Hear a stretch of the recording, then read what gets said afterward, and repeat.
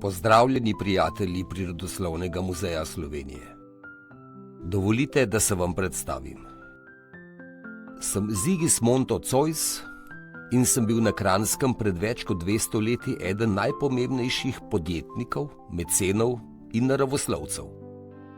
Večina me pozna po imenu Žiga Zois, čeprav tega imena uradno nisem uporabljal. Moram priznati, da sem zelo zadovoljen, da sem ponovno z vami in da vidim, kaj se je v zadnjih 200 letih spremenilo.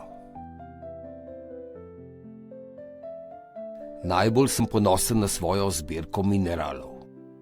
Nekdaj sem jih imel razstavljene v Licejski palači na današnjem Vodnikovem trgu. Zelo sem se trudil, da bi moja zbirka bila razlog za ustanovitev prvega muzeja na Kranjskem. A me je bolezen prehitela, saj so ga ustanovili 2 leti po moji smrti. Mojemu nečaku Karlu Zoisu gre zahvala, da je poskrbel za mojo zbirko. Danes je razstavljena v imenitni muzejski stavbi v centru Ljubljane. A žal so zaradi prostorske stiske razstavljeni samo najlepši primerki mineralov in drugih posebnosti. Zelo sem vesel, da je med minerali razstavljen tudi primerek fosila. Ja, tudi fosile sem zbiral. Finančno sem podprl 2 odpravi na Triglav. Iskal sem namreč nove zaloge železove rude. Namesto nje pa so mi prinesli fosile in to z okolice Triglavskih jezer. In tega sem bil neizmerno vesel.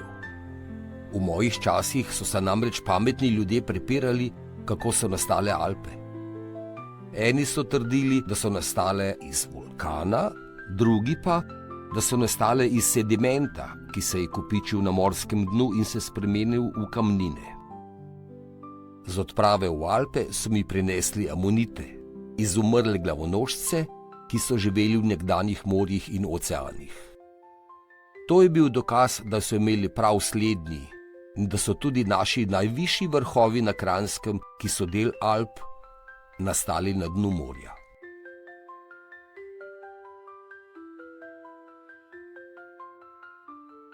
Približno 15 let sem zbiral tudi ptice.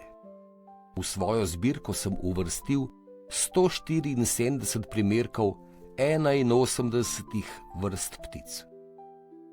Precej sem jih poslal tudi v tujino in 2 primerka iz moje zbirke sta še vedno v Dunajskem prirodoslovnem muzeju. Od tedaj 430 znanih ptic na Kranjskem sem kar 230 pripisal slovenska imena. Žal, ta zbirka ni več ohranjena.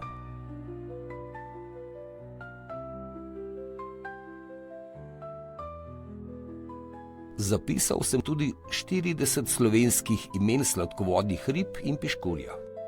Veseli me, da je v uporabi skoraj tretjina teh imen. Tudi več kot 100 žuželkam sem pripisal slovenska imena. S pomočjo brata Karla pa sem zbral tudi precej slovenskih imen za rastline in glive. Posebej sem zapisal imena v kuhinji uporabnih rastlin. Opažam, da nekaterih danes ne gojite več. Toda drugega dela sem imel preveč in zato sem opustil željo, da izdam slovenski slovar imen živali in rastlin. Zelo me je zanimala človeška ribica. Kar nekaj primerkov sem razposlal po Evropi. Gojil pa sem jih tudi pri sebi doma. Prav moji primerki, ki sem jih poslal strokovnjakom, so bili osnova, da so to imenitno jamsko žival prvič znanstveno opisali.